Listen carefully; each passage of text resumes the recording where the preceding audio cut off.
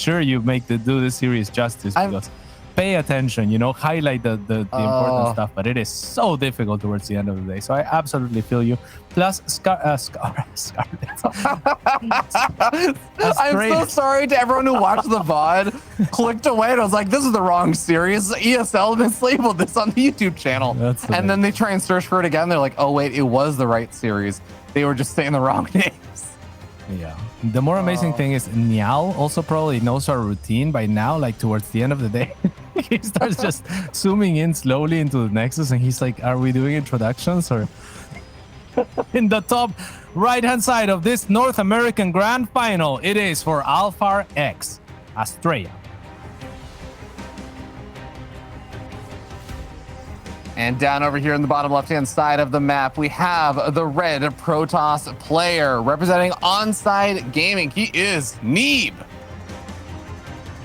I also pinpointed the source of the problem here for me here, Cats, is that I have notes on the potential matches that could have happened of Neeb versus Astrea or Scarlet versus Astrea. And I had to prepare for both of those possibilities. And I forgot that when one of them won, I was supposed to delete all the other notes. And I did not. And all the Scarlet notes were first. So. Wait, so you had the Scarlet and Neeb tell us all this time noted? No, that just came to my head because I was reading it. Okay, that's cool. Yeah. I thought that was so funny. That caught me by surprise. I'm glad. Well, regardless, guys, we do actually have some cute little stuff that's happening. Neeb, you can see, Small has to the say the proxy. least. Huh?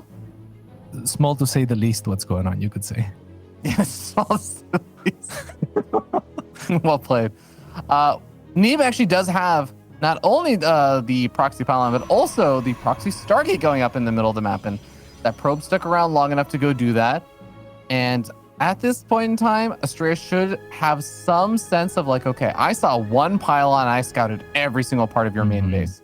Something is out on the map. So he might actually go around checking his own side of the map.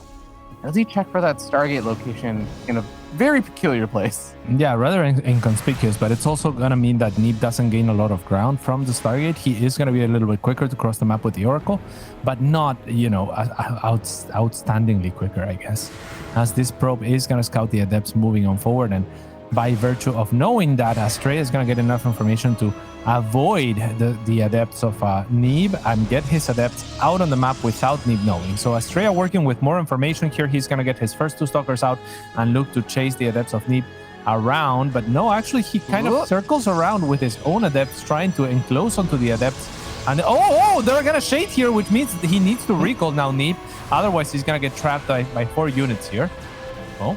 Yeah, this is going to get dangerous. Adepts actually do extra damage to other Adepts, so they go down very quickly. But wow, he manages to almost get it out of there alive. Oh my god, that one Adept so low on hit points. It might be able to escape out of there, especially with the shield starting to regenerate as it's retreating on back. But oh man, narrow escape there for Neeb. Very narrow. The Shade of Astrea actually stopped chasing for a second there as the Oracle, derping around, will actually not find any kills. I think it bruised 3 probes. Did it find 1? I don't even think so. I don't think so, but it did scout out the Dark Shrine. So Neeb knows he needs to make sure he has some energy available for that Dark Shrine. And already even going for the wall off with that with the probe against the Adept Shades actually might end up being useful as well for just blocking out any Dark Templars until he actually has the Revelation available. Yeah, Astrea's pylon will get found here on the other side of the map, as Neeb does have his 2 Oracles to work with for now. And yeah, both players are just going to chill for now. Astrea is getting that blink. Neeb just now getting his Twilight Council, so he's going to be a little bit later to that tech. The Oracles have also just stayed on this side of the map for Neeb, so maybe anticipating that the DTs should be arriving soon. But that also means a lot of map control that he is not taking, a lot of threatening that he is not doing with those Adepts. Well, absolutely. Something you have to keep in mind. The 2 Adepts in the top left are going to be heading around, though, to try and get some kind of harassment done. Interestingly, Neeb actually keeping the Oracles at home as he pokes around out with the Stalkers. And this is well before either one of these players actually have Blink, but Astrea is the one that's actually a bit closer to it. A fascinating shade forward over there from Neeb. Remember, Adept Shades do not have a ton of vision on them anymore, as they made that change a couple of years ago. But it does mean that Neeb probably did not see how many of those gateway units were right at the natural, and did end up losing that depth a little bit, unfortunately, for him. Yeah, on the other side, the Adepts will find the probe that was trying to take the third, and as they're being chased, they're just going to choose to walk into the natural instead. One more probe being found there. Would have liked one more there. One shot short and less than, you know, 1/3 of the animation to go there for another probe to fall. So both players will end up kind of equal at the end of all things, just within one worker from each other. Very similarly timed thirds. And now Astrea transitioning into a robo as Neeb catches up and gets his blink. Yeah, I mean, the robo definitely going to be extremely critical to eventually have in PvP, and it's actually going to be, funnily enough, timed well with the fact that Neeb is going to add on his own Dark Shrine. This is at this stage in the game where if you were just looking for Archons, you would probably be adding on the Templar Archives, because this is the point in the time where your blink is about to finish up. You can start investing to charge, so extra minerals that you have from having warped in High Templars or Archons, those can go to charge lots, and you'll find a lot of value. But the fact that he's making a Dark Shrine really signifies Neeb actually wants to get some harassment done with those. He absolutely does. There is a Forge now going down on the side of Neeb as well, so we're going to see a transition into those upgrades as he feels comfortable and confident that he's not going to die for a little while. There's a nice perimeter set up from Astrea as far as pylons are concerned. He seems to be playing a much cleaner game than all of the games that we saw against Scarlet. Maybe just the matchup feels a little bit more natural for him at this stage, but he seems to be doing a lot better so far. It's a very even game between these two, and no major blunders just yet either, right? Like maybe that Oracle on the side of Neeb could have been controlled a tiny bit better, but for the most part, this has looked like a very clean, evenly matched game. Yeah, little tussles here and there with some of the micro trades and stuff, but it has been both players actually playing on pretty even footing for the most part, which is definitely great to see. Neeb is going to do an interesting move out timing over here. Actually, this could be really cute because he's going to move out over here. It gets spotted by the Observer, but this actually might in some ways act against Astrea, because this is going to draw the entire army into position to deal with these Blink Stalkers. All of the attention over here, and that means that no attention paid to the DTs on the back lines. Oh, and now the DT is also going to walk into the third, as Niall is pointing out. 9 workers have already fallen. An Observer is being chrono boosted out. Astrea will retreat onto the third base to deal with the DT there, and the Observer in the main is going to be plentiful to take down the other DT. This one will actually escape as well, so 13 workers go down, and a lot of probes being pulled from the mineral lines means that Neeb should have accrued an advantage in terms of income if we dare to look at that graph. Yeah. Oh boy, that is a steep line. That is a very painful line. That is actually like my stock portfolio line right now these days.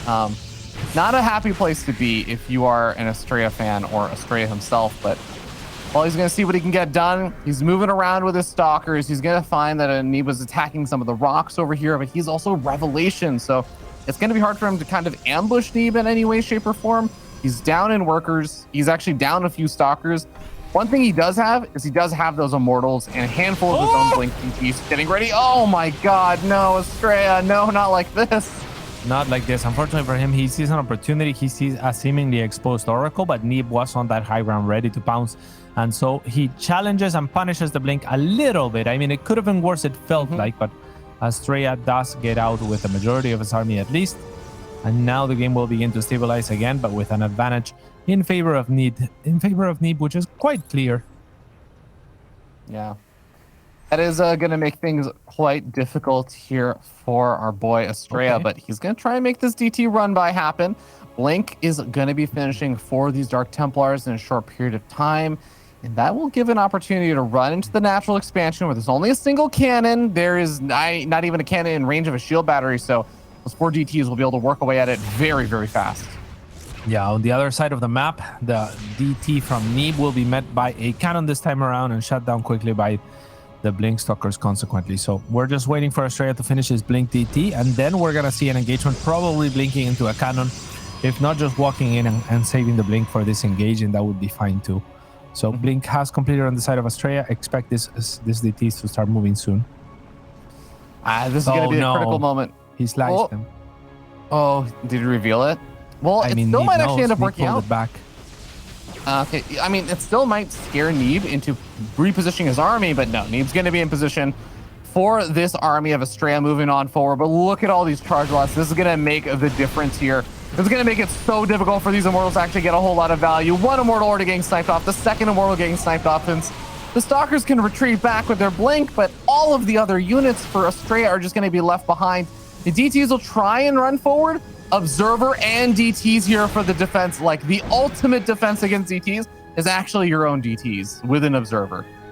Yeah, absolutely. I mean, yeah, that means you can see them, they can't see you, and that's pretty much what it comes down to. They both output ridiculous amount of power there. So Neeb very much taking account of the DTs there, and he wouldn't have if Astrea could have identified that there's a Zealot there and pulled away the DTs from hacking away at the Zealot, right? Because then your adjutant or whatever, the Protoss, the Alarak, or whoever your commander is, will be like, hey, your stuff is under attack. And then you look there and you see nothing. Well, if you look there and you see nothing, it's probably a DT. Yeah, absolutely. And I believe Neeb uses the default adjutant, actually, in case anyone is curious about that. Yeah.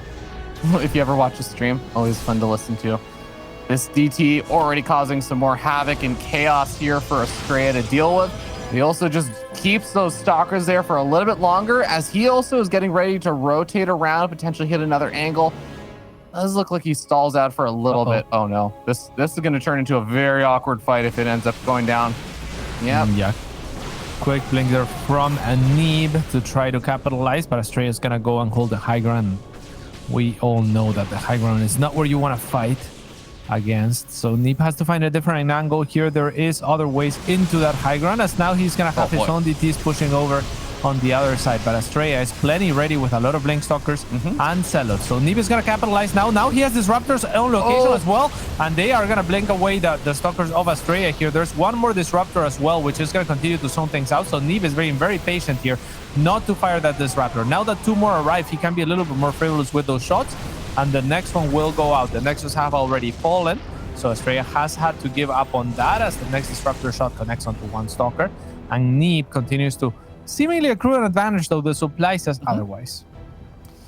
Yeah, I mean, there is actually a lot of supply here for Astrea, but it is basically just that pure gateway style force right now, so he needs to make use of it. He's gonna find both of the Robos and the Robotics Bay. Disruptor shot's gonna go. Oh my god, almost killed the Robotics facility. That was a little bit dangerous, but Neeb now getting his Disruptors blunk on, loses quite a few of them, and now is likely gonna end up potentially losing another Robotics building. No, he has enough reinforcing Warpins. He defends back at home. He pounces on the Stalkers over here, still having two of his Disruptors alive. And Neeb, he is down a little bit in supply, but I think he's still probably gonna be in a more comfortable position with a better army.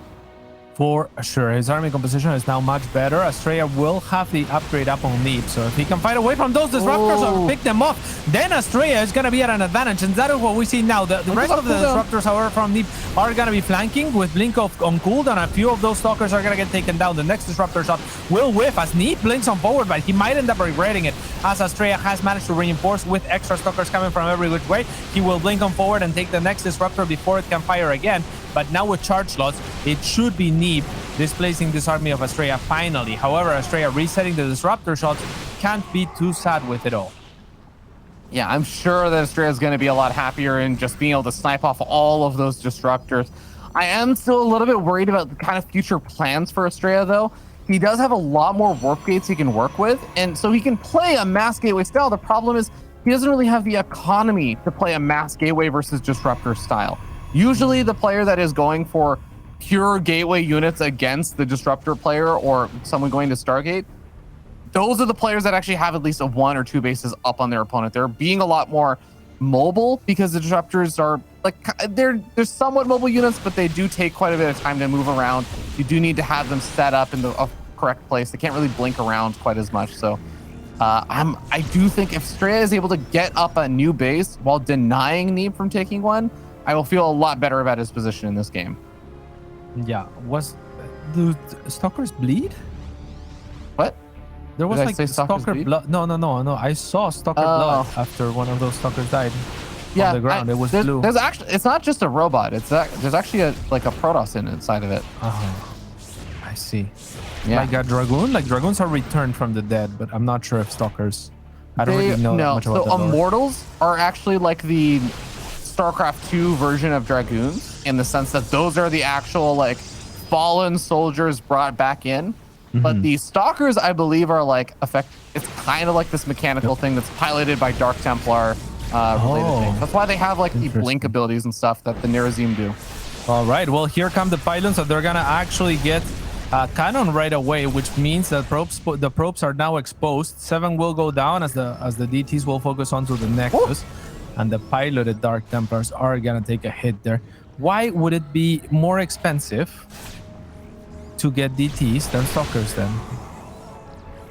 If the Stalker is piloted by a DT and it's a robot on top of it.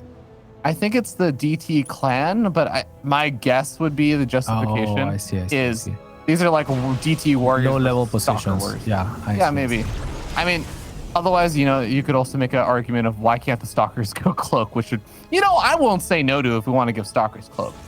Yeah. It's all about well, I guess the robot would be more difficult to cloak than your own skin. But here we go. It's going to be a snipe onto the Nexus as there's a nice Stalker run by here. And this is the way that Astrea is going to look to play this game with his lower tech.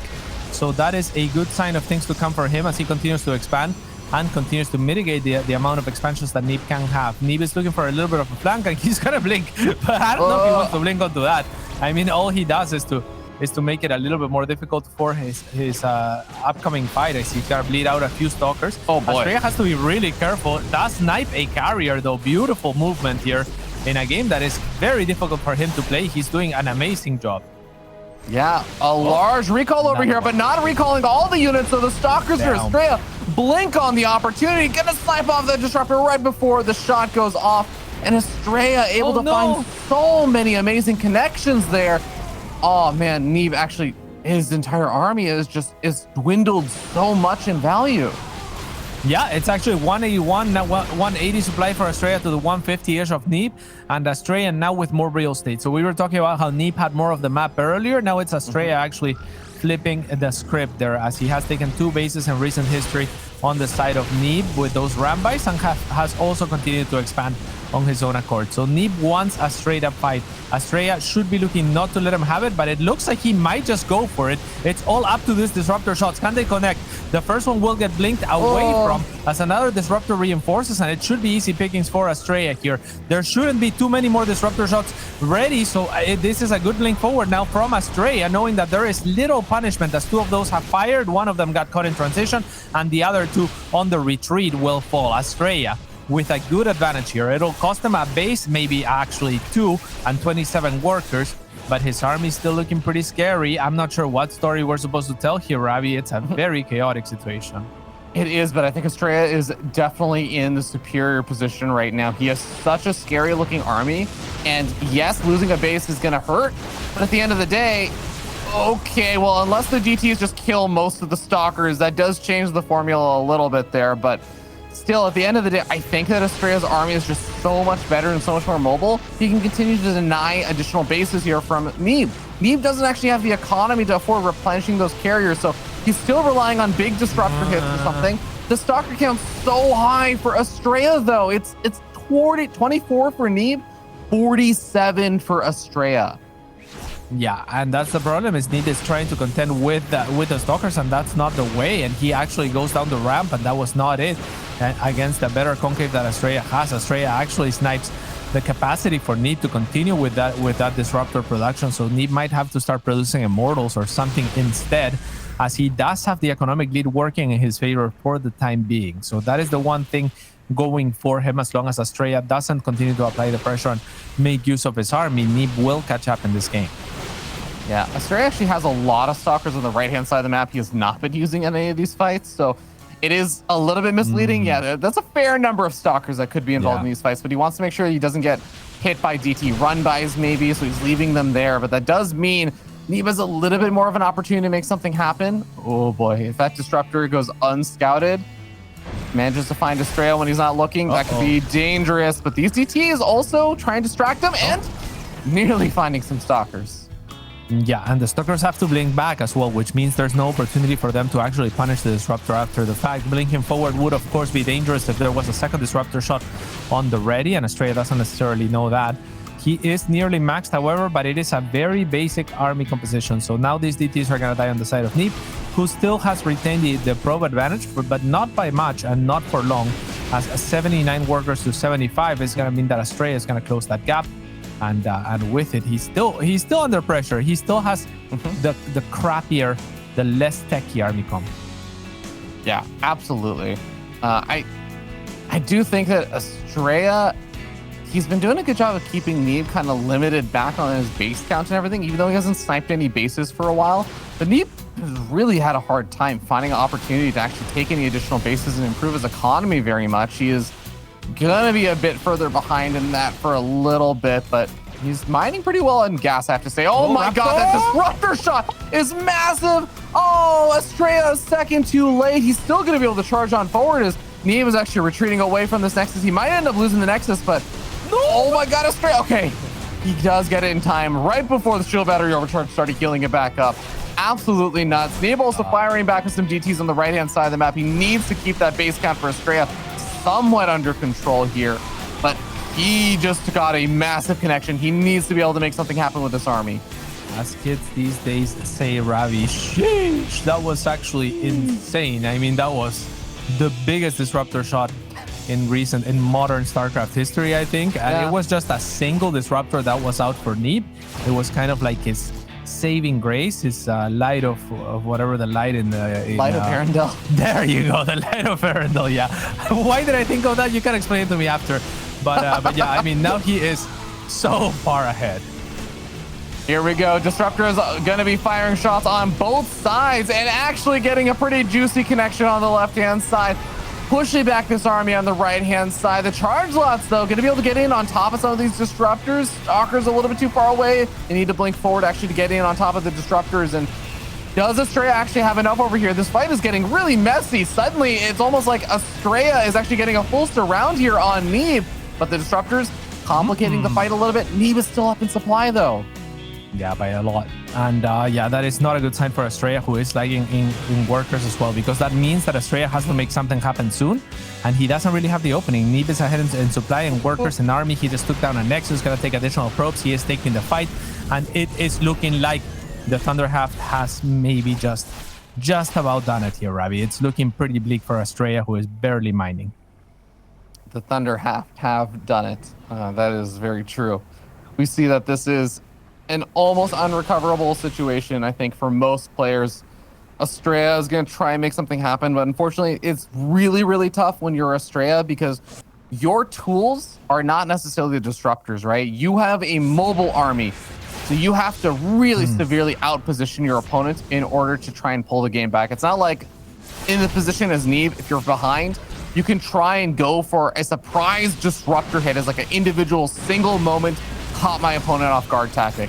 As Astrea, you have to catch your opponent out of position and really, really pull them into an awkward spot, and it's not easy to do.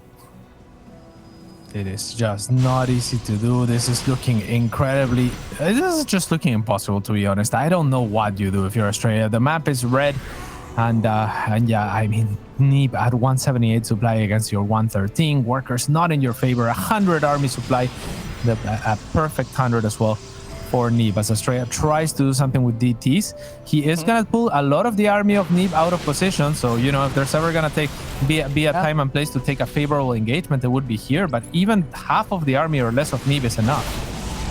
Yeah, that's the scary thing. And I was gonna say, like, only thing I would say is basically what Astrea is trying to do, which is try to use a small contingent of units like Dark Templars with Blink to pull a large amount of army supply out of position and then seize an opportunity with the rest of it. But man, like you said, Neeb just can fight with half of his army and still okay.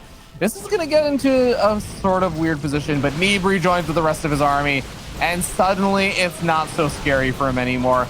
He charges on forward, literally with some of the Zealots, but also the Stalkers themselves charging forward with Blink. He's going to be able to snipe one of the few remaining mining bases, and that is going to be Neeb taking the first game of this best of 7. Yeah, to make it a total of 2. Of course, for those of you joining us, Neeb has the advantage of coming from the upper bracket and not having dropped series before now. And that means that takes him to a 2-0 in a best of 7, like you said, even though he just won the first game of the day. Ravi, that was a pretty cool game, actually. That was a pretty back and forth game, I would say. Yeah, big discussion. I am relieved Cats. I was a little bit worried. We talked about it in the pregame that I am a big believer in Astrea, and I think he's a very capable player. I was a little worried after, you know, maybe having a slightly shakier performance than we sometimes see, like making some uncharacteristic mistakes. But man, he pulled it together and made it all kind of still work out in the end there in that first game. And even though he didn't end up winning, I would say like he was playing a very convincing game. There were individual moments that if you just change the outcome of singular like 3-second windows of time, how things played out, Astrea very easily, I think, could have come out of the winner in that game. It was very competitive. I mean, it was crazy to note that Astrea actually manages to kill a lot, if not all of the disruptors, then goes to the production, the heart of the production of the disruptors, and takes down the robo and the robotics bay. And the one disruptor that makes it out, I mean, the one that could, right, is the one that actually gets the hit that turns around the game for Neeb, because that was massive. I mean, we would have to take a look again to know just how much supply died in that one disruptor shot, but it was basically as much as you could possibly kill, because it was, you know, it was all as clumped up as it could be for stalkers. Juniper replay segment, I feel like, from Astrea's perspective, to see how much of a surprise that must have been for him to just suddenly see that disruptor shot showing on up. But all right, guys, enough about that. We still got plenty of other games left to cover now. We're only heading into map number 2. It's going to be game number 3 of this best of 7. Because again, Neeb coming in from the winner's bracket, started up 1-0. He's going to be facing off against this fellow coming in from the lower bracket. He is our blue Protoss player from Alpha X, Astrea.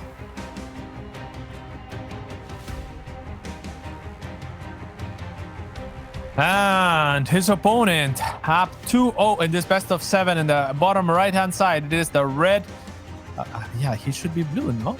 Protoss player, it's Neeb. We forgive the blue not being Neeb, even though that would have made sense because he is no longer on Ting. All right. He's no longer on Ting. Yeah, now he's on Onside Gaming. I've been waiting to cancel my Ting subscription for a while. Jesse, close your ears. Jesse from Ting. He doesn't mean it. Ting honestly did so much for not just like obviously Neeb as supporting him and as his whole rise to StarCraft famedom in North America and internationally, but honestly, even just outside of that, I think they actually did quite a bit in sponsoring different community events and stuff. Yeah. Ting did a lot for us. For sure. Thank you, Ting. And yeah, but for real. Like, if you have any career recommendations, tell me after the game. Neeb's gonna be going for a proxy pylon here, out a little bit on the map. Yeah. What do you think that is for? Probably a Stargate, right? Given the position. It could be a robo, I think. You think so? It could be, just because. Well, I think it'd be a very weird robo because you have to walk the immortals all the way around, but the prism could come out. I was thinking like, you could do like the later prism sort of shenaniganry and stuff, but it is going to be a Stargate. I think that is the one that makes a lot more sense there. It's going to be the closest path there for, certainly closer for the, they don't have to go through the terrain. So obviously it's going to be Stargate into Oracles, and it should be pretty good. It's going to be a good location for it. But Astrea is going to scout as well. Yeah, but I mean, this is actually going to be really funny because Astrea comes in, he scouts, but what he's actually going to see is that Neeb is not making any gateway units, and he doesn't have a second gateway. And poor Astrea was basically using his 2 gateways to first say, oh, I'll make a Zealot. Has to cancel the Zealot because he realizes he's not going to get Nexus blocked or anything. He comes in and sees there's actually a pretty fast Nexus and stuff that started up there for Neeb, but it is a lot later. He now is saying, okay, I think that Astrea kind of has a sense about it. Yeah, but what do you do with a sense about it? I mean, if you move out with the first 2 stalkers, the Oracle, you have to imagine is going to be pretty deadly, right? Like, there should be a shield battery already being made in the main of Astrea, I imagine. And these 2 stalkers on the other side might be somewhat unopposed for a while. But there's no shield battery for Neeb, somewhat surprisingly as well. So the second Oracle is the one that could be super mega deadly here on the side of Astrea. I like the repositioning from Neeb into the natural, because you can't really afford shield batteries everywhere if you're Astrea.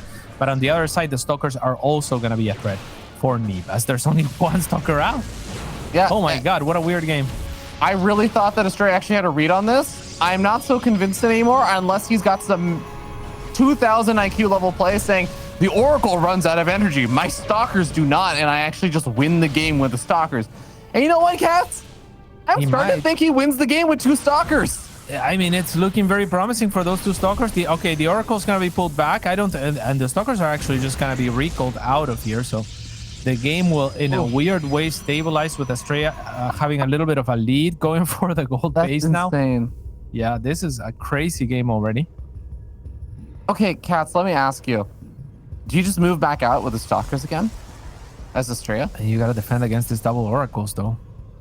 So that's true. There are 2 Oracles now. That is true. So that is pretty scary. And now triple Oracles, actually. They're gonna catch these Adepts, which is nice. Yeah, you kind of have to take them down because there's no units there. And very good discipline and understanding there from Neeb that the 1 Oracle was gonna be enough to take down both Adepts, not turning on the additional beams. Cats, okay, here's a thought.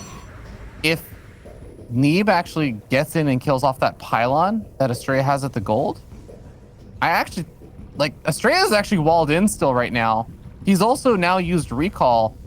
I think Neeb can just kill the gold base, right? Like, there's actually not a whole lot stopping him from just going and killing it. Well, yeah, I guess production is what might be stopping him to some degree, right? And I'm not sure if Neeb needed to go for that move right now. I think he should have just left 1 Oracle here and just kind of gone and harassed with the other 2 into the main, into the natural, and poked and prodded, because you can always pull back to that 3rd and do a little bit additional damage with the Oracles, which now we're seeing them take a fight against the Stalkers. The rest of the Stalkers from the main will try to aid here in the side of Astrea's. Neeb actually successfully has killed 11 workers and will get out with 2 of his Oracles. And an Adept on the other side will try to do whatever he can to equalize, and has actually found its own bit of success here. 7 probes so far. Yeah, someone get the workers on Pride of Altaris at Union, because this has not been a very worker-friendly environment. Wow, this has been absolutely brutal for both sides. 18 and 15 workers killed for either side. But like you said, at the end of the day, Astrea is actually still just ahead in workers. 10 workers now. Yeah, I mean, this is Pride Month, Ravi, and we are on Pride of Altaris. I feel like the Oracles are the most prideful unit. They have like this one dance where they like oh no, but they're gonna get caught out in the middle of the map, and one of them will fall, explode in a multitude of greens, beautiful shades, but it's not gonna be favorable here for a Neeb that's looking to hold against a whole bunch of Adepts that are gonna shade just into nowhere because they would try to click in the main, but then it's closed off. However, he can take the engagement with this, so nowhere becomes the army of Neeb. And now it's Neeb that is being chased away by this weird combination of Adept Stalker. Neeb's gonna blink on forward and now go to hunt the gold base of Astrea, and Astrea has a difficult decision to make. I think we're base trading. Okay, gonna focus fire down the pylon to prevent any additional warp-ins. Also supply blocks Astrea, funny enough, and Astrea is gonna have that supply block alleviated by losing all of his workers over the gold base. But Neeb is pulling back after killing off the pylon over at the 3rd to try and help defend. Astrea is not gonna recall, but he's gonna go after the Cyber Core, but doesn't kill the Cyber Core. What on earth is happening over here? We see that Neeb is gonna try and use the Blink Stalkers, but a reinforcing ambush from Astrea takes Neeb apart. Yeah, that was really good from Astrea actually to not kill the Cyber Core. As weird as that is, I mean, this game is just bananas. I guess he could have left 1 Adept attacking it, and that would have been better. But for the most part, just readjusting and knowing that he could take the fight right there and then, and putting all of his focus fire and all of his firepower into that fight was a good decision. The Cyber Core does survive with like 1 HP. And Neeb in dire straits right now, just because he doesn't have a gold like Astrea does, and he has way less workers to work with. He's going to be able to at least snipe off most of the Adepts. 1 Adept does still make it out of there alive, and now Neeb is in a world of trouble. That single Oracle has so much work left to do. I really think the biggest advantage that Neeb has going for him is just he has Blink Stalkers, he has mobility in that sense around the map, and I think that actually plays very well into the fact that Astrea is trying to defend both his natural and a gold-based location. So there is a lot of potential for Neeb to still turn this around. Do you believe? The clock is ticking right now, Cats. All right, the clock is ticking indeed. These 2 of them are gonna actually shade on forward. They did not mean to do that. One of them will somehow survive. Now Neeb with good vision at the watchtower is gonna try and outmaneuver Astrea exactly like you were suggesting, as this Oracle is going to give him a heads up that the army is not here. But yeah, I'm pulling the army in position here. Maybe there's an opportunity for intercepting and taking a fight. The Oracle's going to find an additional 6 workers, which is nice, but it's still Neeb trailing behind in economy. Neeb actually also just canceled his Dark Shrine that he was building, which I thought was going to be his big follow-up play over here to use the Blink Stalkers plus the Dark Shrine and stuff. And nice wall up over there. They're actually delaying the Blink as well. This actually makes this wall in extremely awkward for Astrea. Wow. How on earth do you get back in? He's going to recall half of his Stalkers, but even that actually gets a little bit weird. He's going to take a bunch of fire from these Stalkers as he tries to get that recall off. Yeah, I almost wish that Neeb had blinked onto the rest of the Stalkers on that low ground there and tried to just maneuver out of there, but maybe he feels like he can end the game right here and now, and with reinforcements, I mean, it's extremely close in spite of the workers that have been lost. And if Neeb can just disengage here with that amount of workers going down 23, Neeb for the first time in the game will take the economic lead. Yeah, and he still has Blink Stalkers against not Blink Stalkers.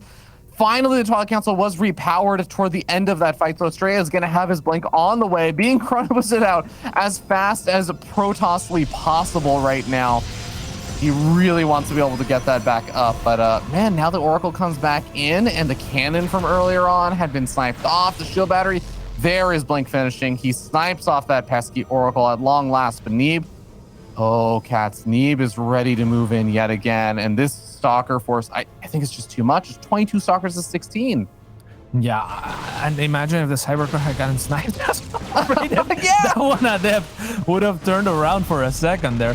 I mean, it seems like a lot to do, and again, hard to blame Astrea in retrospect. Oh, let's go reinforcement. Because, you know, like he went for the fight, but man, it's so difficult to now not hone in on the fact that Cybercore has survived as long as it has, and that it has allowed Neeb continued Stalker production to make magic happen here. Yeah, absolutely. I also just want to note, as we're seeing Astrea try and repower all of his stuff, he actually has 1 warp gate worth of production right now. He is just going to be falling further and further behind. There is the 1 Stalker being warped in that he can afford to make right now until more of his warp gates get repowered. But it does look like Neeb actually doesn't have necessarily all of his Stalkers here. Actually, I think he does. It's a little bit scary because I guess the shield battery overcharge is what you're a little bit afraid of, but it's actually still on cooldown for a little bit longer. So I think he could have pounced there, but he's going to play it safe, which is understandable. All right, finally some success to be found perhaps for Astrea, but it's brief as the probes will get pulled away. Astrea tries to pull the attention of Neeb to try to divert away from these Adepts, which are still looking for damage, but now 2 Stalkers and a shield battery finishing at the gold base of Neeb will manage to secure it. 6 probe advantage now for Neeb. Fresher gold base. Gonna catch an Immortal, gonna blink on forward for it and continue its path onto Astrea's main. Astrea says, screw that, I'm gonna take your gold and I'm gonna kill every probe here, and we have started a pseudo base trade here. But yeah, I mean, it's so weird because Astrea does have the gold to work with, but production is gonna be threatened for him a little bit sooner. It definitely will. I think that's going to be the difference maker here, as we had actually only 4 Stalkers apart, now actually 9 Stalkers apart. So things escalated pretty quickly in that regard. If Astrea is able to get up that Robo at the gold base and get back there in time to defend somehow, knock out the Cybercore, I think that's a big move. No more Stalkers. Yeah, got him. And now going after the Nexus, and he will get it, but on the other side, I mean, his all of his production is kind of gone here, as Neeb will forgive the Cybercore, even though probably killing the Cybercore at this point would have made it easier for him to actually move around. He will turn around, I think, for it towards the end there. He killed the Cybercore, right? Niall, yeah, he killed the Cybercore, but I actually wonder, like, can Astrea defend even with underwhelming numbers with shield battery overcharge? Is that going to be enough? Shield battery overcharge is pretty good. Neeb was trying to bait it, perhaps. But yeah, I mean, it's a very, very strange situation here, and Astrea is doing the best that he can with those shield batteries, and Neeb can't really allow for more time, as Astrea is supply blocked right now. But if he gets unsupply blocked and gets a couple of Immortals out, all of a sudden this turns very difficult for Neeb, at least in the head-to-head fight. Yeah, it's actually so funny that Astrea is doing this counter harassment also, because he's unsupply blocked Neeb. Neeb can finally reinforce, actually. But Neeb is going to go ahead and recall to deal with these 4 Stalkers. The Stalkers for Astrea already on the way out, and they're gonna try and escape out of here. Find one probe, might still end up dying, but look at this. Neeb is chasing so far. I actually think he's giving up a lot of ground to Astrea now. Astrea is able to move around on the map, and you were talking about those Immortals cats. Well, Immortal number 1 is already out now. Yeah, and a couple of Stalkers also getting picked off here. This game is absolutely crazy. I think we gave the advantage to Neeb going into that base trade simply because he gets on top of the production right away, but unable to capitalize on further. And Astrea now catching up. 2 Stalkers that could be for free, but Neeb's okay. Neeb will blink for one of them. Every Stalker is extremely important right now. Neeb still has the army advantage, but with Immortals popping up, we said 2. 2 is the number that Astrea has. With those 2 shield batteries to shield them as well, it's looking very, very difficult for Neeb to break Astrea. Yeah, I think I like the idea over here for Neeb to just go after the remaining production facilities. Yeah. So actually, there's still a powered robo facility inside the natural expansion of Astrea. Obviously, a very unsafe place for the robotics facility units to actually start popping on out. But yeah, okay, if he snipes off all of these, he's already sniped off the Cyber Core, but he could very well snipe off all the remaining gateways, which actually will mean it's going to be even more difficult for another Cyber Core and everything to be remade. That gold base, you have to remember, like, that's also not exactly a great defensive position.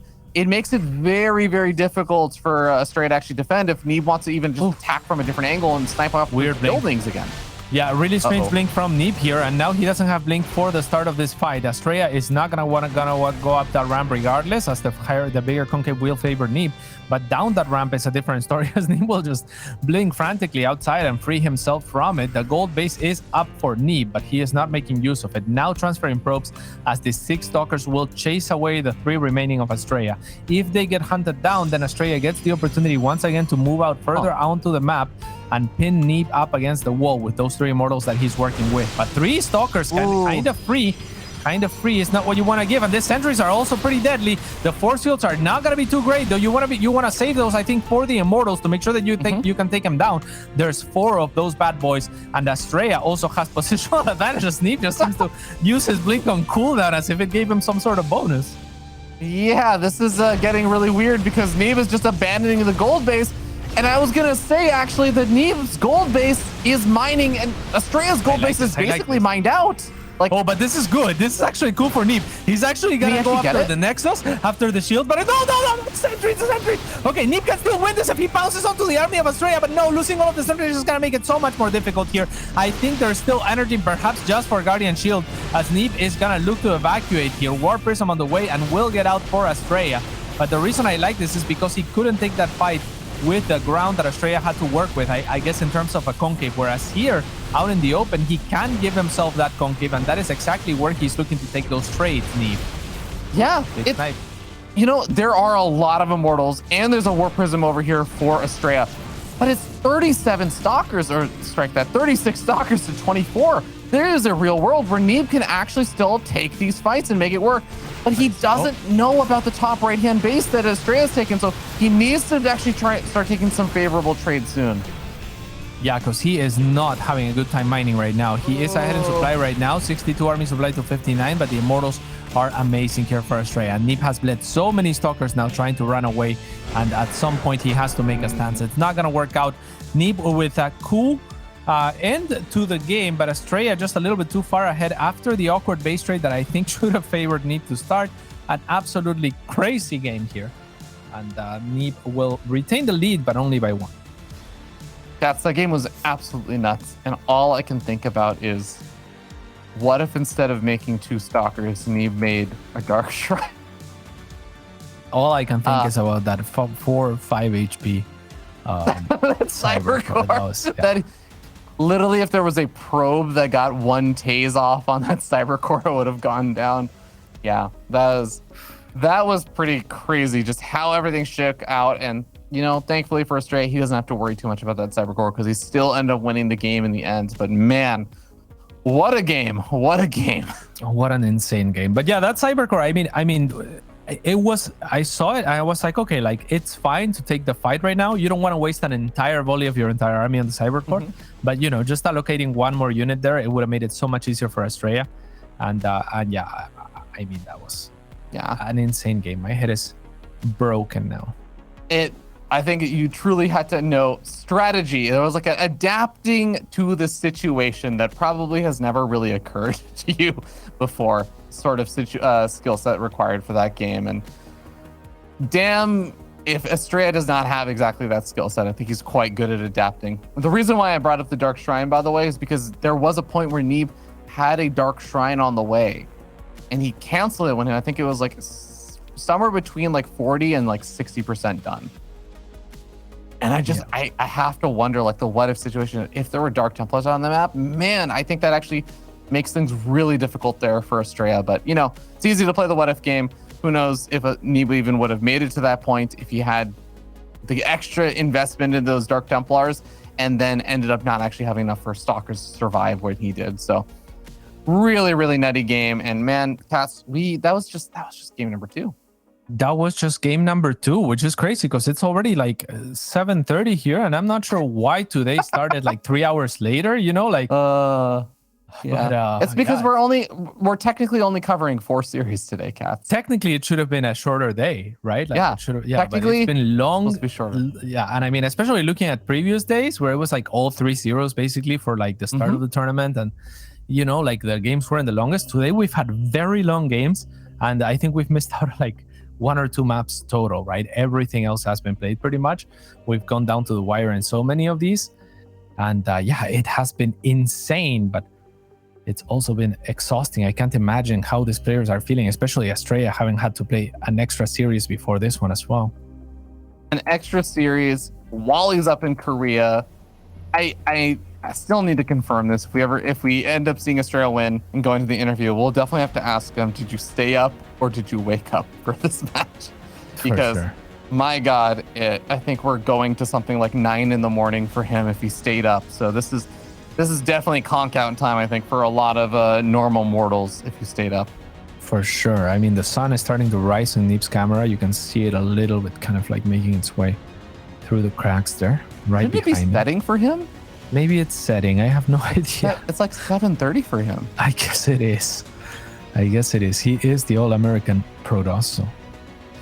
Okay, well, we are here. It is game number 3 or number 4, depending on what your preference is and how you like to count them. In the bottom left-hand side of game number 3/4, it is for Alpha X, Astrea.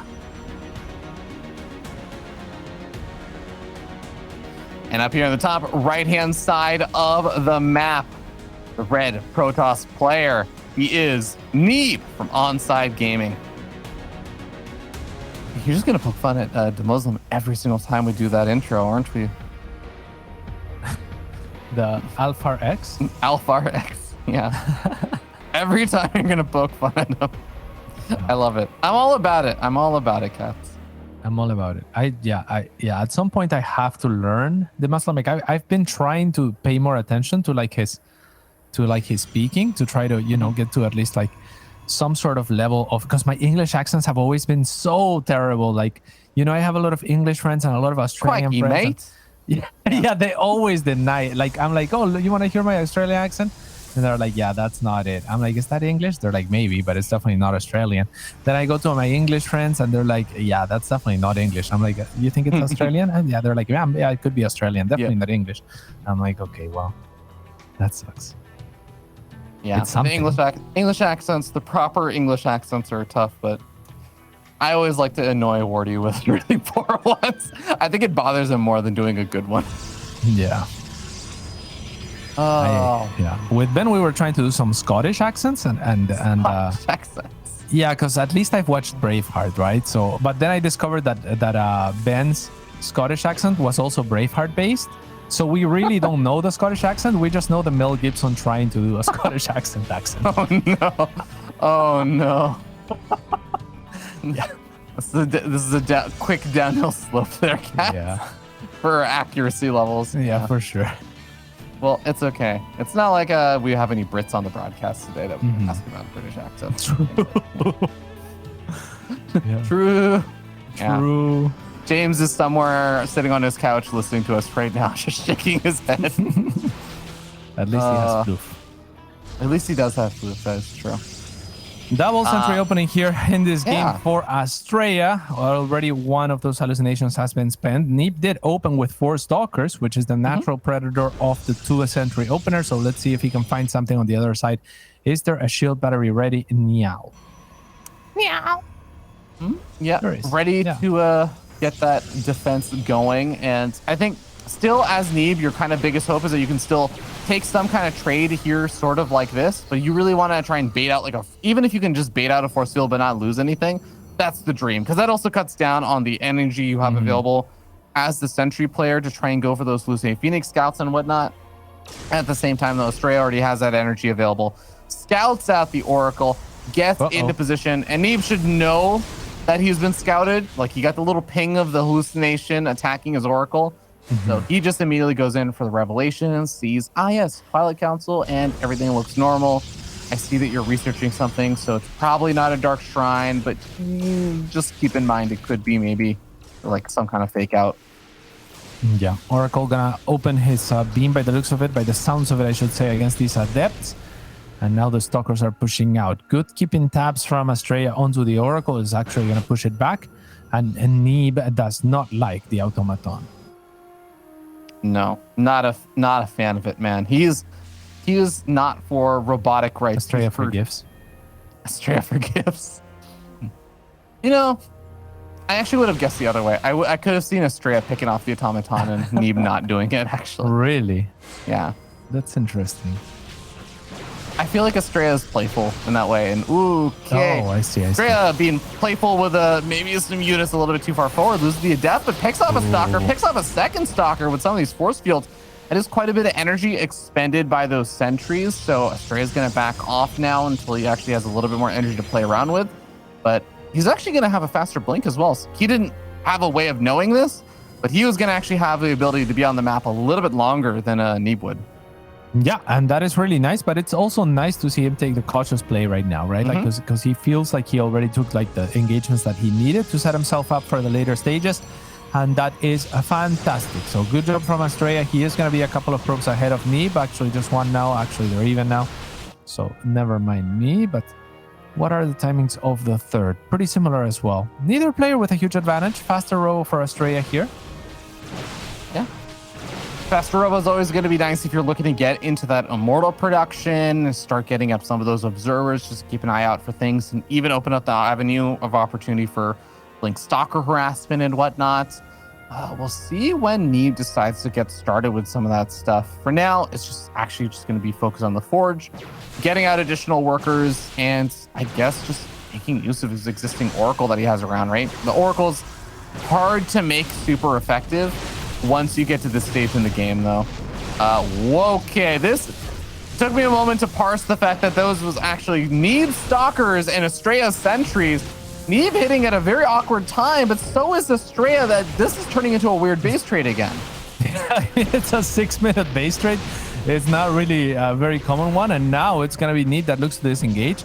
And at the end, it's kind of a wash. Both players still at pretty much even workers. And neither lost anything of significance, as Neeb is going to blink one stalker forward at a time for whatever reason. Oh, and, I love this. Yeah, 76 supplied to 76 at the end of it all. So nothing happened. We're good. Yeah, I like to imagine this as, you know, you have little skirmishes of like the Reaper trading versus Zergling. Oh my god, that probe killed the Adept. That's amazing. I'm just imagining it's like similar to how the Reaper duels with the Lings and stuff. And you're like, yes, okay, cool. I killed some Lings, you killed the Reaper, like it all balances out, it's all even, like a standard game of StarCraft TVZ. I just imagine these two looking at the PvP, I was like, okay, yes, so you do this, and now we base trade for exactly 2 minutes, and cool, now the standard response is that I recall here, and we end the base trade having killed the same number of workers. It's like, yes, all good, all normal. It is actually insane. Both players are now going to go for the Dark Shrine, Neeb being a little bit faster to it. So the next step of the fiesta, if you will, is upcoming. And yeah, like at this point, I think the players have embraced the nature of North American StarCraft, especially the chaotic nature of this PvP between these two. It never disappoints, really. And I thought we were gonna be headed into a very one-sided PvP, to be honest, but it has been wonderful to watch so far. And Neeb now blinking into the main of Astrea, looking after the Forge. He's actually going to find it, and he also has better surface area here to where he can continue to trade effectively. Astrea has to blink his entire army of blink stalkers forward if he wants to, and first he needed to get rid of that stasis. With the Immortal joining in, I think this is go time for Astrea. Blink forward in 3, 2, 1. Not gonna do it, and that just means that Neeb is gonna continue to trade well. Yeah, really, really odd choice. And now Neeb actually is going to have the Dark Templars coming on board. Both of these players actually have a Dark Shrine that's finished up. I don't think Astrea has had any DTs that have been morphed in or warped in just yet. He's going to be able to find some of these DTs now, finally, for Neeb, but even morphing into an Archon. Oh my god, the DT cancels the warp and depowers the shield batteries. That all went from okay trades to really, really terrible in the span of, I want to say, 30 seconds. Like really, really bad. I mean, the Forge being taken down there is already bad, but the SimCity worked so poorly against Astrea. And again, he blinks one Stalker forward to activate the whatever it's called. Help me, Ravi. I don't know. The Stasis Wardy. Yeah, and then he, like doesn't blink forward with the rest of his army, even when he gets the Immortal. But that just made it so that he was bleeding over time. I think Neeb was ready to blink onto the low ground, and he even just blinks onto the low ground himself at one point because he's like, okay, I guess I just did enough damage with the DTs. I don't need to risk you blinking into me anymore, right? So Astrea maybe taking a little bit too long to address the threat that was Neeb on that high ground, and with that, he has put himself in a very difficult position. Yeah, this is going to be extremely tough for Astrea. He's going to be sitting on a relatively similar number of Stalkers as well, but Neeb is already transitioning out into those charge lots. I think just probably needs to start thinking about researching charge at some point. But, he's warping in some of those Zealots. For now, they're slow Zealots, but they will eventually be speed Zealots, I imagine. Yeah, you would have to think that they will be. He's not starting it up yet. That is a little concerning to me that maybe he's forgotten about it, or maybe he's actually not looking to. Maybe he's actually not planning to flood out charge lots right now. He's adding on the robotics bay. Maybe he does just. Okay, no, he's popping 5 more Zealots. Yeah, no. He thinks he may have just forgotten. Yeah. Yeah, you don't just warp in Zealots, right? Like this is. I mean, the players are definitely, feeling the weight of how lengthy this series and how late into the day it is as well, I think, because now charge starts. Yeah, he says, whoa, my Zealots didn't charge towards the first thing that they saw. It must be that I don't have charge. Now Neeb is going to push on forward here. He's going to kill a few probes and has the position here to force field the ramp, which means this Nexus should be dead. Yeah, charge is obviously a very important upgrade for these Zealots, but remember that even without charge, Zealots will out DPS the Stalker, so it does make it scary for Astrea to just blink in on top of this army. Blinks forward and actually does manage to snipe off that Warp Prism, though. No more reinforcements here for Neeb, at least not any that are going to be arriving anytime in the immediate future. Force fields from Neeb actually do manage to lock out some of these units, and man, Astrea's at such a convex right now. He is just getting super odd concave, but DT is doing some counter damage.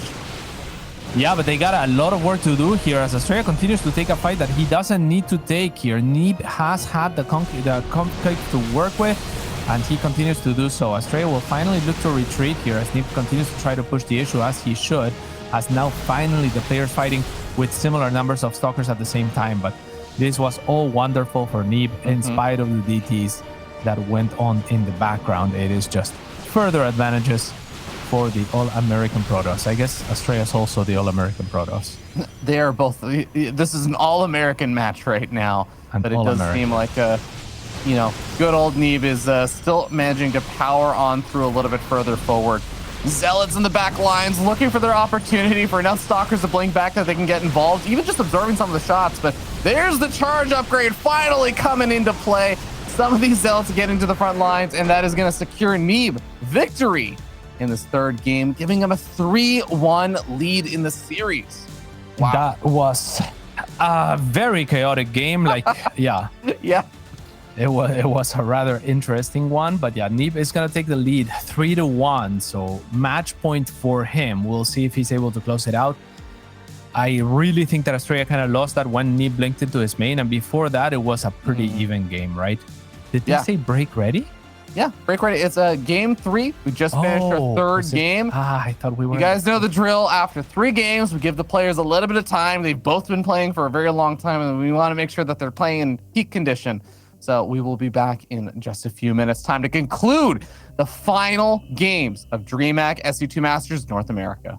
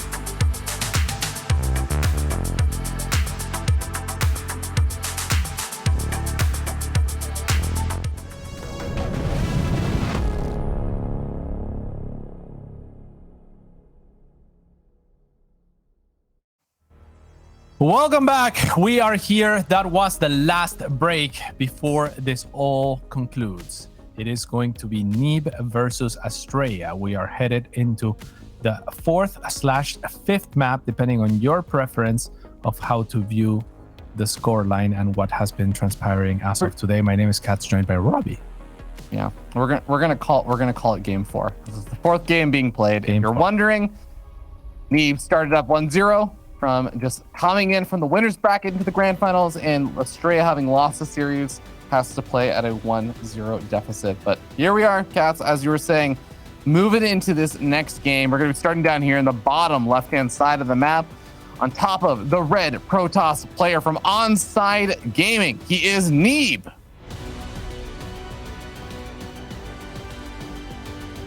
And the bottom right-hand side, already scouted for a potential cheese, didn't find it. It is for Alpha X, Astrea. Cats, I have to admit now, when I see that we're starting on Neeb, I'm now jumping in because I just want to hear you keep saying that intro. Alpha X, yeah. I don't think I can change it anymore. Yeah, very cute actually. Is that? I didn't even think of the vision blockers there ever. Yeah, so for those who missed out, Astrea put his probe in the slow zone in between the vision blockers so he could see when Neeb's probe was moving across the map. Neeb could not see the probe of Astrea, so effectively Astrea is trying to get that hidden probe move out over here, maybe in hopes that Neeb would cut some corner, I would imagine. But actually, I don't even know what corner you would really cut, because the probe shows up there and reveals itself, right? Pretty early on.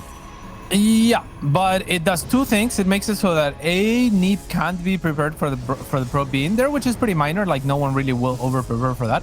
But B, if Neeb uses that probe for something other than scouting, if he goes for a proxy, then he will have noted that there was a probe that didn't make it, right? So he wastes, like, I don't know, 2 seconds in favor of if your probe goes that route and throws out a proxy somewhere, then you will know about it.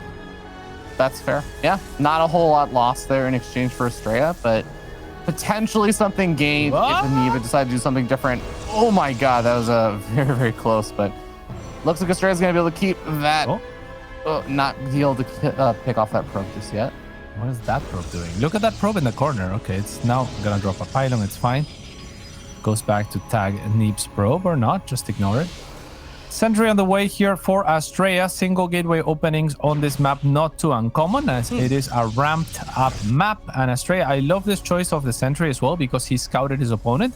He knows that it is a single gateway opening, so aggression is very unlikely. However, Neeb now, after scouting that it is a sentry first, will cross the map. By the time the stalker crosses the map, though, there should be a stalker out for Astrea, and that just means that Astrea has won out as far as just having a tiny bit more energy on his sentry. Yep. More potential for those hallucinating Phoenix scouts, force fields if you really end up needing them. Neeb is also, it's like a little rearrangement in terms of where the gas gets spent as well.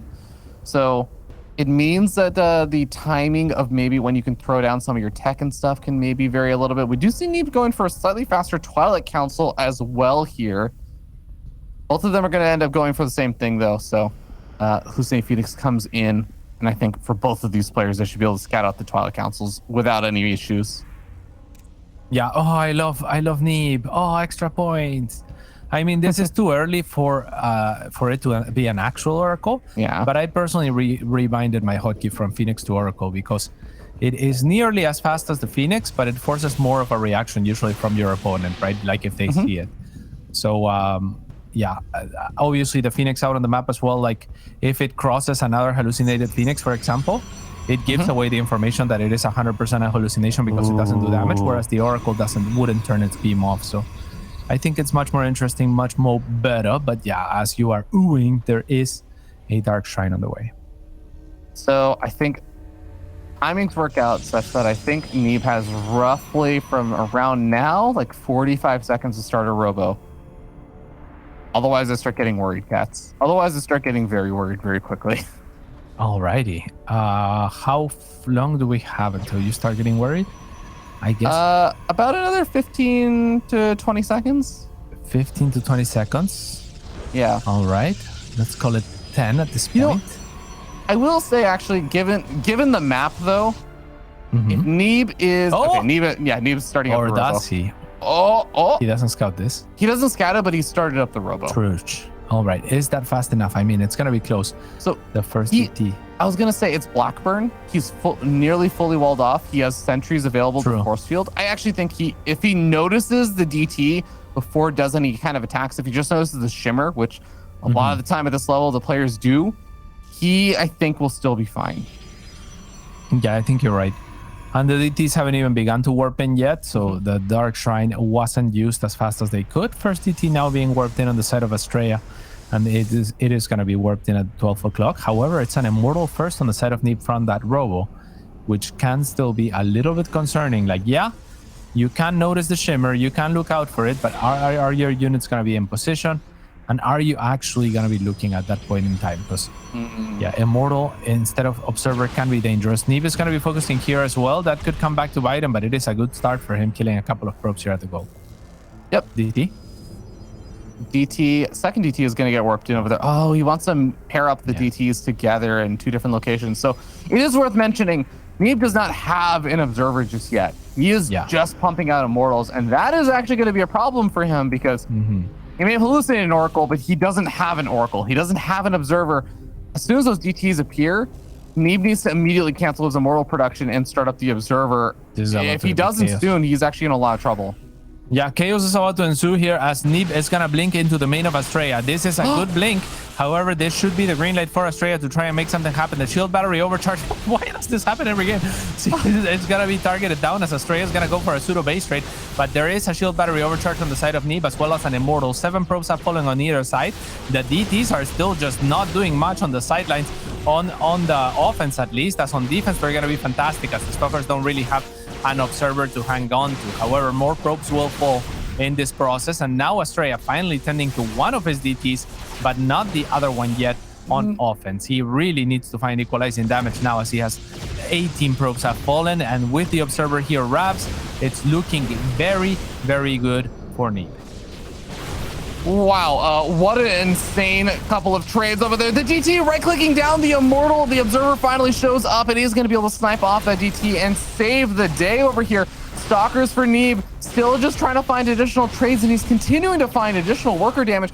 I love the way that Neeb has also been microing these Stalkers on this side of the map against the DT, because the DT is not swiping the same Stalker multiple times. The damage is all being spread out across the Stalkers, and he's continuing to find a lot more damage because of that. Yeah, and he hasn't swiped very often either, right? Like, he's a picky swiper here as the Stalkers are finally gonna get out of the base and evacuate, but not before killing a ton of workers. However, after all of that, Neeb's worker production seems to have been stalled enough that in spite of it being 29 workers lost to 12, there is only a gap of 9. Which I guess still, it does a little bit check out, not too much, but there's been some gapping. I think to me, the 2 things that are really scary here for Astrea is one, like the army supply, right? The worker supply, sure, but it's like the army supply and the type of army. It's 22 Stalkers versus 11, and Neeb has 2 Immortals on top of the 22 Stalkers. The second thing is, this gold base is not only a vulnerable location, it's also already starting to run a lot drier than a normal base because it mines out faster. So what's the long-term game plan here for Astrea? Yeah, and I love that blink forward for Neeb. He's going to snipe the shield battery overcharge right away, and he does have the bigger concave here. We've seen this time and time again in Blink Stalker versus Blink Stalker on Blackburn. It is so much more difficult to defend than it is to attack with the higher concave here because you have to get in front of your Nexus. That means you have to commit your blink a lot of the time just to get in a position where more Stalkers of yours or equal numbers at least are firing back. So it's a very annoying position, and Neeb is going to continue to abuse that to make himself just more advantageous of a position in the game. This is looking very good for Neeb to close out the series and the day. Yeah, this is definitely looking good for Neeb right now. I would not hate if we saw like some kind of miracle warp prism or something coming out here from Astrea, go for some kind of weird base tradey sort of situation again with the DTs and the Blink Stalkers, but nah, base is going to get canceled. Robo is inactive right now, and Astrea is effectively just trapped in or around his natural expansion. He's trying to get some kind of surround. Ooh, is he actually going to be able to even kill any of these Immortals right now? He's not target firing them down. Yeah, I mean, it looks like a concave for Astrea, but he doesn't really have enough stalkers to actually fill it, and all of the stalkers for Neeb are still firing. This is the final chase of the game, of the series. Neeb will be our North American champion by the looks of it, but Astrea is not ready to give up. He's just going to cross the map with those stalkers and make Neeb work for it by the looks of it. So Neeb's going to work for it indeed. He will blink into the natural base. He will start working faster at Astrea, and he has more firepower as well. One of the Immortals of Neeb does get targeted down, but Astrea hasn't even made his way into Neeb's territory yet with his army. So good choice from Neeb to kind of disengage. He will get into the natural. He will end this game. He will be victorious, and we have our North American champion, Alexander Thunderhalf.